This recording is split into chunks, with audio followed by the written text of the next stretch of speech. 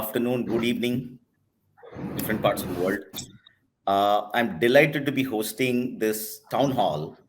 And the reason I'm so delighted is because of a rock star guest I have. And I'll tell you why he's a rock star very shortly. Right? But the topic for today is transforming payment collections and reconciliation, primarily on the accounts receivable side. And with that, let me introduce my guest for the day. So Shreyas Kumar. And Shreyas is the Director, CFO, and COO for Carl Zeiss in India. Now, why did I call him a rock star? So the first part is his background, his education, right? He's a chartered accountant, holds a diploma in information systems audit. He's a master's in business law from National Law School, which is the top law schools in the country. He has done an executive management course from Stuttgart Institute of Management and Technology. And by the way, he's continuing to pursue education now, where he's doing a bachelor's of law from Sheshadripuram College. Okay, so that's part number one of the rockstar story. Right?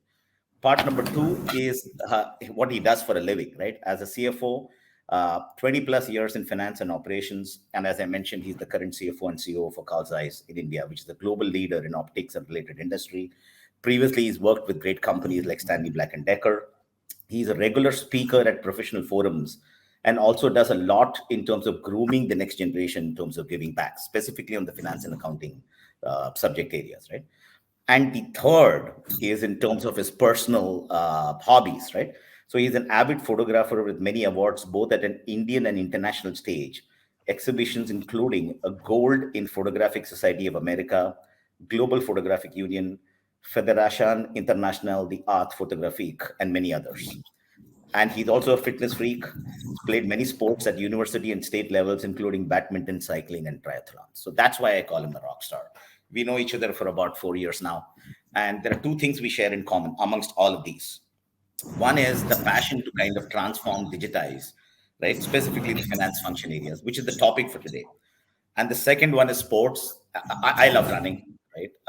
And some other sports which don't intersect with Shreyas, but we often talk about that in the initial part of most of our discussions. Today, we will focus on the first one, right, which is essentially the finance transformation. So welcome, Shreyas.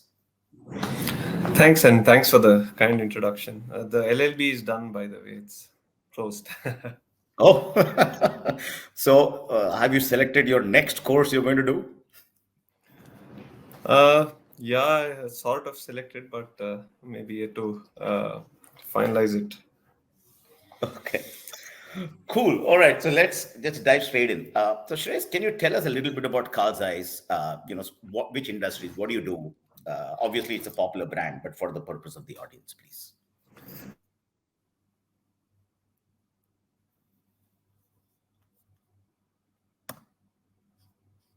Right. So Carl Zeiss is a 177-year-old. Hi, sorry, I'm back, or am I not back? You are. Now we can hear you. Yeah. Can you hear me, Naru? Oops. Yes. If you could Okay, just start off. sorry, looks like we'll end up with some tech challenges.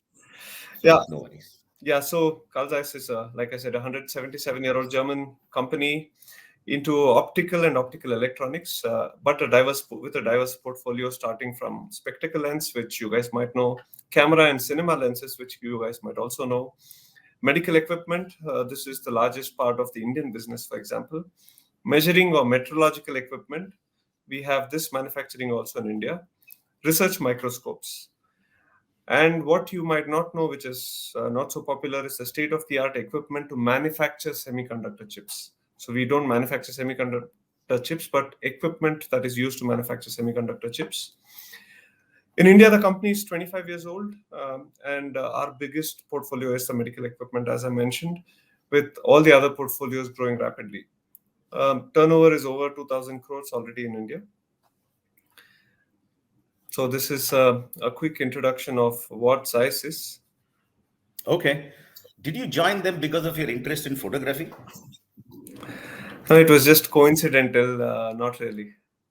Okay. All right.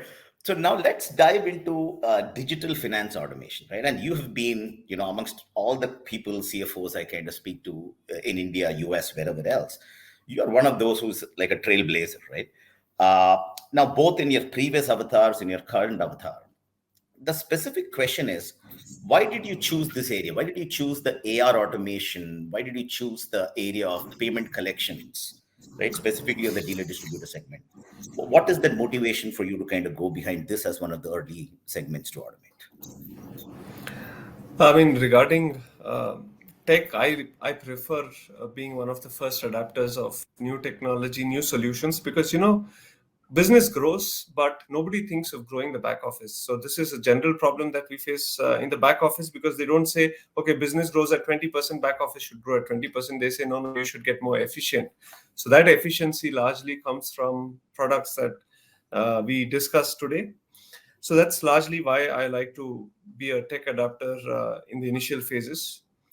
And regarding collections, collections, AR, reconciliation, this is actually a lot more sensitive than we give credit to, because it involves customers and relationships which are sacrosanct to be maintained irrespective of what we do. So what happens is the sales team ends up making the finance and the collection team the bad cop, and they try to play the good cop, saying, hey, look, the finance guys don't want to allow us, and eventually when you end up meeting some of the customers, they find you, or they assume that you're hostile, and they say, hey, you're not half as bad as the emails sound.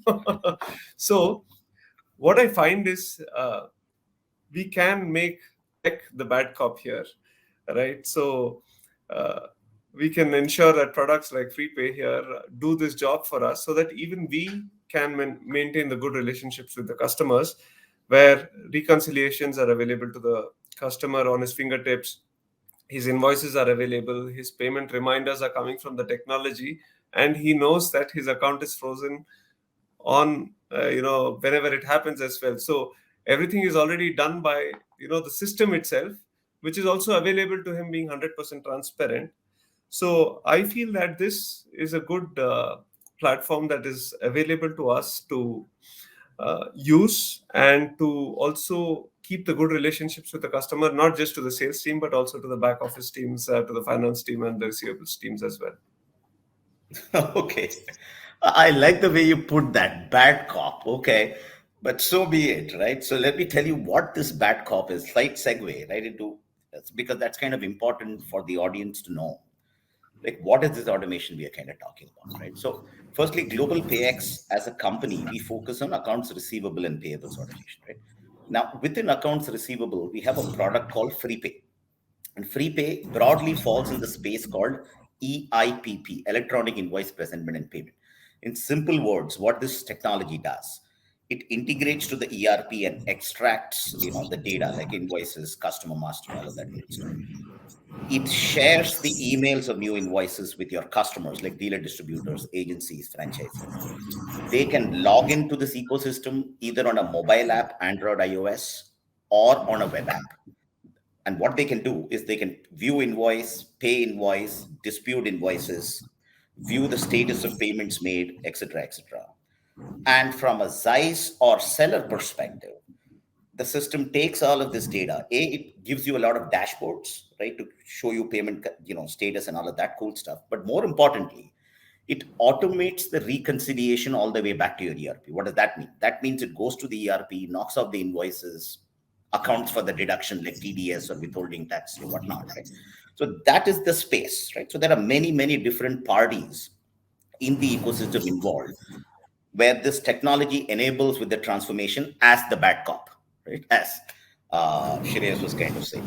Okay, so now with that, Shreyas, the next question is, how did you go about the business case? What were the key factors? So what should a CFO kind of think of from a business case perspective? And specifically, if you're a domestic company, either a big or mid-size Indian company or a big or mid-size UK company or whatever, the decision making is, within that country. Right? But in an MNC, where you've typically worked in the last few years, it could be more complicated because you need to convince others, right? The head office, etc., in terms of the business case. Just throw a little bit of light on that, please. So for I would call ZEISS as a conservative German company, and very, very conservative, especially on the tech side, because unless we are 100% sure of the solution of what we are going to do, data integration and rollout of a platform is not going to happen. So for companies like us who are ultra cautious, whether local or whether global, doesn't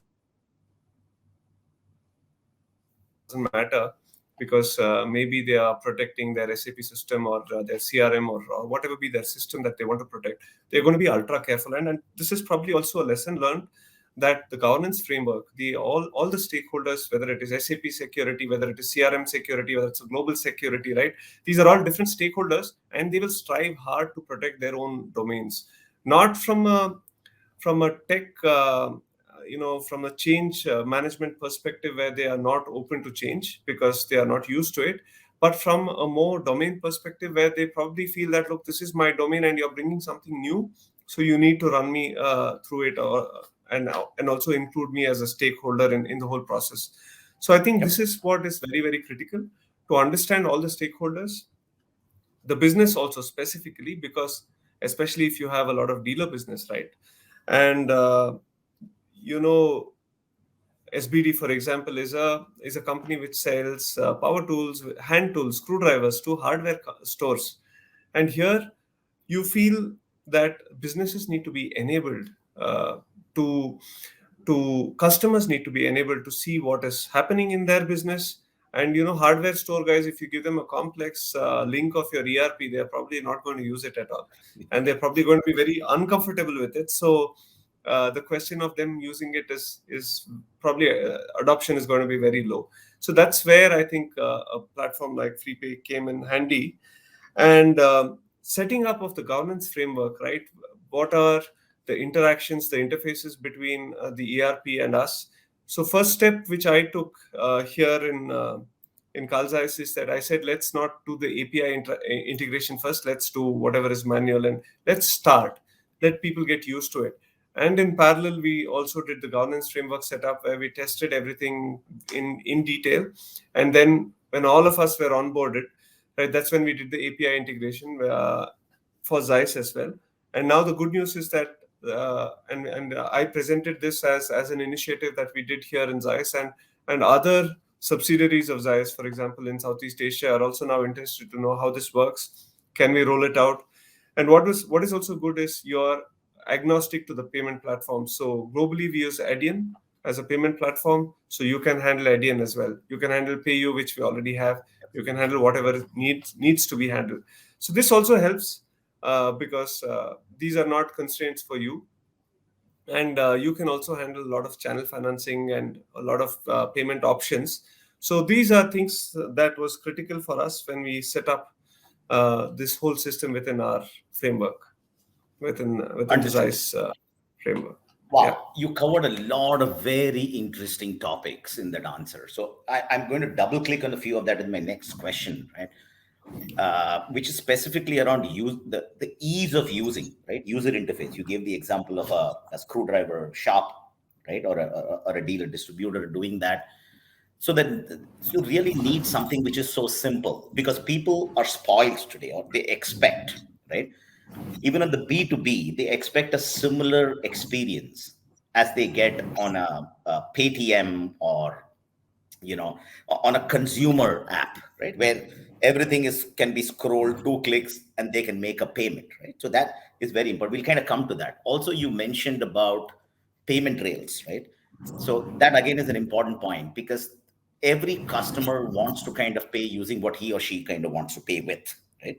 So whether it is wire transfers, UPI, payment gateway, interbank kind of transfers, right? Channel finance is one of them. So again, people want that convenience. It is the expectation today, right? I don't think businesses honestly have a choice, right, to kind of provide that to your B2B customers too, similar to the way you guys actually do it to the consumer space. But we'll kind of double click into that in a second. One thing I want to finish in this discussion is the business case, right? What are those elements, Shreyas, right? Like, let's say percentage automation, digital payments. I don't know. What are those things that you consider, right, in a business case frame? I don't want the numbers, right? But what are the 4 or 5 parameters that are important to you? I mean, for the business case, one important, the first one is the ease of adoption by customers. So that would be my first first requirement, that it is very, very easy to adopt by every customer, whether he's an illiterate guy who's running his small shop somewhere, but is, because of the geographical location has significant turnover, or is a very, for us, some of the doctors are also onboarded onto your platform for a specific product for us. And for them, it has to be easy, it has to be quick, because they don't want to waste time on Yeah, absolutely. these things, and they want it done quickly. But doctors are also managing their own finances, they're individual practitioners, and but they also want to track every invoice, every order that they had placed, and whatever we've billed them, the rates and so on. So and everything is available transparently on a single platform. So that is one of the most important things I feel is required by such a platform. What I like with what you do is you handhold onboarding of customers, right? So we did this in SBD with you guys. We went to Chennai. We met some customers, some very large dealers of tools, of hand tools specifically. We met them and we taught them how to install it and how to use it, how to pay with credit card, like you said, how to pay with whatever. So and the payment, ease of payment is the third criteria I would also add again, because some people like credit, they use it well.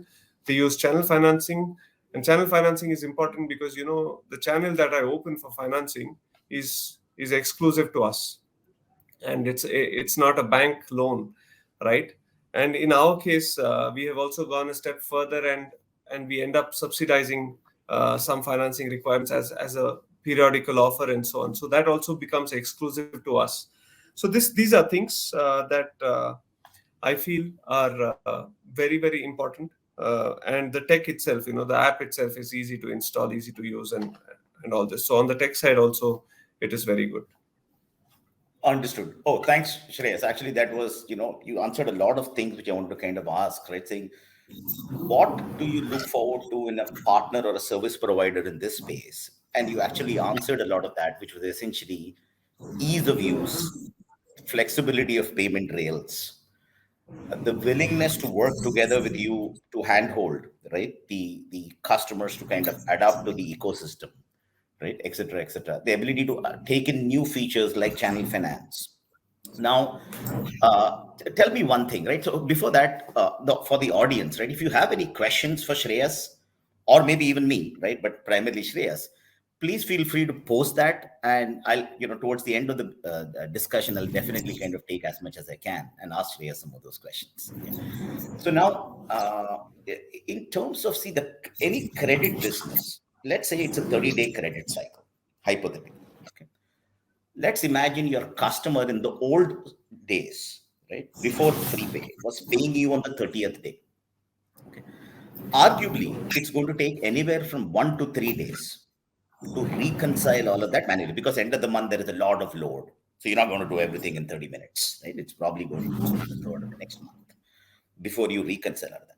Now, what I have seen talking to many people like you is that actually keeps the credit locked for a longer period, right? Which means my customer cannot place the next set of orders, right? Till that Right. lock the ERP or whatever. Now, with us, arguably because of an API and all of that, right? It can happen instantaneously, maybe 1 minute to 10 minutes, let's say anytime in that kind of. Do you think that's an Right. important aspect for somebody like you or a credit-based business? Absolutely. Additionally, what is so, for example, we in a spectacle lens business, which is largely opticians driven, so dealer driven, you can say. Uh, we don't do everyday billing. We send lens throughout the week, throughout the fortnight, throughout the month, some cases, and we bill once in a month or once in a fortnight, and so on. In such cases, what happens is they return one of the lenses. They don't pay for one. Something goes wrong, but we never get to know what they pay for and what they don't get to pay for. So we follow a FIFO system of setting off. And this doesn't work because, 2 years down the line, you'll have some unpaid invoice and they'll say, oh, this refers to something 3 years back. And then you would say, why was this not brought to our notice? So to avoid things like this, I think this transparency helps, where they can choose invoices to pay for. They can reject invoices they don't want to pay for, and raise a dispute, and so on. So these are very this is a very important feature that I would like to have when I'm setting off invoices. And regarding credit, maybe it also it is a topic that maybe we need to deep dive into later. But Mm-hmm. I feel the larger the credit cycles, right, the more the wallet share with you. So the sooner you settle, you allow the customer to settle, your credit book opens up to them again to buy and to sell again to the customer. So instead of going to the competition, they would probably end up coming back to you because they get more cycles of credit with you. So the sooner you can settle credit, the sooner you can have clean books, they will come back to you sooner, and more number of times. So this actually ends up helping your business, helping your sales also. Awesome. And that lends itself very nicely to the channel finance, right, kind of discussion. And so, for the audience, channel finance broadly is the term we use for distributor financing, wherein potentially a third party, like a bank or a NBFC, non-bank lender, can lend, to this ecosystem through our platform, right? So there are three parties. There is somebody like ZEISS, there is ZEISS dealer distributors, and then there is a lender with we as the tech platform sitting right in the middle. Now, Shreyas, the question is why channel finance? Like, what's the business case? Like I just mentioned, more credit cycles, a larger credit book probably, so maybe more risk possible. But I'll tell you why. Uh, so wallet share is a very important topic in businesses like, let's say, spectacle lens, right? With a spectacle lens, they are going to buy from multiple Mm, suppliers because somebody wants Essilor, somebody wants Hoya, somebody wants Nikon, somebody wants Zeiss. But they can also advise customers how much to buy, whom to buy from, what is good, and so on. If our credit is very limited to them, then they can buy less of ours. If let's mm, say a Nikon says 180 days of credit, but Zeiss says as a policy only 30 days is allowed, then you're already in a situation which is not so desirable, where the competition is giving more credit. But if you switch to channel financing, this part is taken care of by the financer. Usually these days is NBFCs. It can also be the normal banks as well, but the NBFCs are a lot more agile, right? KYC is digital, KYC is quick. This agility helps in onboarding them quickly, onboarding the customers quickly, and not paying a lot of attention to too many documentation, but quickly onboarding them for credits. But what is also good, I like with channel financing, is banks or even NBFCs have to report defaults, right? And mm. this impacts the credit score of customers. So they don't like Mm. this credit score impacted. So what they do is they generally maintain their discipline in paying back to the banks. Whereas to me, they'll say, "Hey, not today, tomorrow." To the sales guys, they say, "You want the next order? Come back next month." Oh, So wow. this Very arm nice. twisting goes away. This arm Very twisting goes nice. away, and a lot of discipline comes in because it's a bank and because it's an NBFC, and they have to report if there is non-payment. They report to credit scores. And what is also good is a camouflage that works for us. For example, if I need to give an offer of 3% subsidizing the loan from a channel financing agency, and this brings, let's say, the market rate from 12% to 9%. This is something that the NBFC does with the customer, not me as Zeiss doing it with the customer. So they will not arm twist me next month when the offer is over, saying, "Hey, you were giving this. I don't have to divulge that I gave anything at all." The bank manages it from their side. Also, for example, I have worked with a FLDG, or first loss damage guarantee, with one of our NBFCs. Why? Because with expanding business, what is happening is I am anyway, the entire risk is on my books because my credit with that customer is increasing anyway. It's not Of going anywhere course. else. So if I gave the same comfort to the agency, for them the risk goes down, so they can offer interest rates that are applicable to me as size. So this is very competitive in the market, and this also again brings customers back to you, back to your wallet share again. So a lot of uh, you know positives from bringing in channel financing partner onto your platform.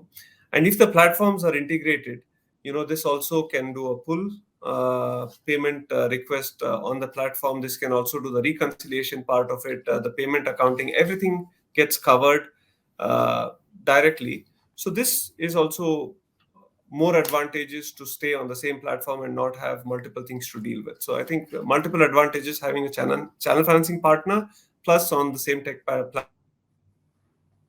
is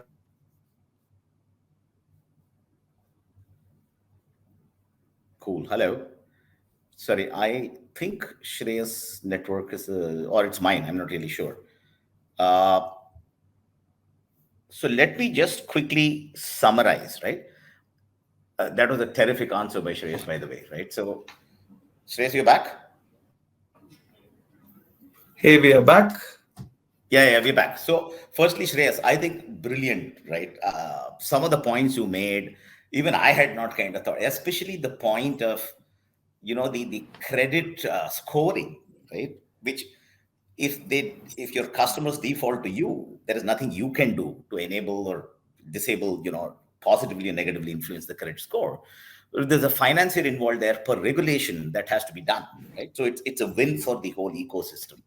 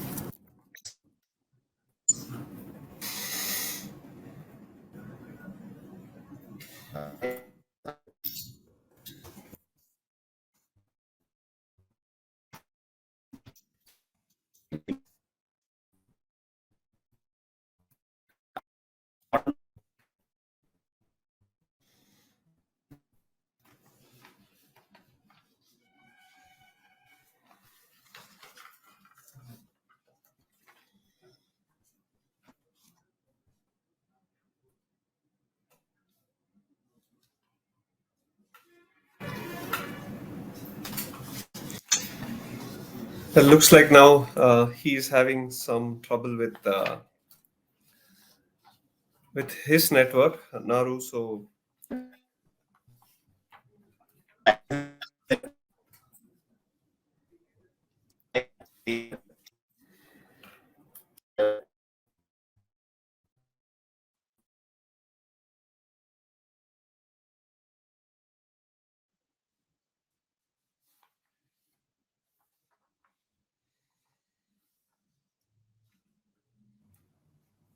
maybe Hi. just to Can you hear hi me Naru, you're now? back. Yes, you're back. Okay, I apologize. I don't know what happened there, but I've just gone into a different network. Okay, so Shreyas, terrific. Firstly, I was just kind of summarizing. Great answer on channel finance, and yes, as a product, right? We enable automation of the pulls, pushes, dashboarding for the channel financiers, visibility to you, and from a customer perspective, one-click payment using channel finance, right? So these are some of the stuff that we do. Now, last couple of questions from me, Shreyas. So, if what were things that you could have done better or we could have done better, right? Assuming it was a clean slate and you have to start, implementing this all over again. What were one or two things that you would say we could have done better? I'm not sure if we could have done way better because every day is a learning. But the most important thing is probably to understand all the stakeholders and keeping them informed, updated, how this is going to work, what is in it, and because identifying these stakeholders is probably the challenge. Because if your system is going to interact with the CRM, with SAP, with something else, onboarding all of them is also equally important. And otherwise, at some point of time during the implementation stage, they will raise a question and things would slow down. So this is probably the only thing I would say, that we need to watch out for: the governance framework, very clear definition of the governance framework, covering all stakeholders. This is probably the biggest challenge we'll have to think of. Next challenge after the rollout is onboarding the customers themselves. But this, Yep. I think, is a problem anyway, which we're going to face even otherwise. But hand-holding, visiting them a lot more, installing it on their mobiles, or getting them used to the dashboards and systems. All this, I think, we'll have to continue doing. It's not that it's not being done. We'll have to continue doing to ensure that it starts getting adopted very quickly by the customers as well, and they use it. And for us, probably what is also important is to ensure that payment through this platform goes up, because it completely eliminates reconciliation requirement, because they are forced to pay against an invoice, at least in our case, whether partially or completely against the invoice. And it also gives them a clear visibility on what is pending, what is due, what is overdue, and also the push request, like you said, saying, can you pay against this invoice? Because and the communication link is completely through. It also helps in one another way, is probably what I forgot to mention, is false promises made by some sales teams. They end up saying, hey, we'll give you this credit note, or we'll do this for you, but that would have never been the case. And when the customer does not notice a credit note on his system for a week, he will obviously call up and say, hey, what happened to my credit note? And this brings a lot of transparency, where he can either escalate if he's not given what he's promised, or clarify it saying this was never the case. But this also brings that transparency to the forefront, helping to keep the books clean, the relationship clean. Awesome. So, team, or audience, I mentioned to you he's a rock star right at the beginning of the discussion. This is the reason why, hopefully, over the last 30 minutes, right? Some of the responses that Shreyas has kind of given, some of the reasons, some of the thinking and the analysis, right, before kind of diving, and the so what, right, part of deploying something like this and managing the change. Hopefully, he's kind of thrown light on a lot of that. Shreyas, this has been awesome. Thank you so much for your time. And audience, if any questions, feel free to kind of post it to us. To my email is naru@globalpayx.com, and we are available at www.globalpayx.com. Thank you so much.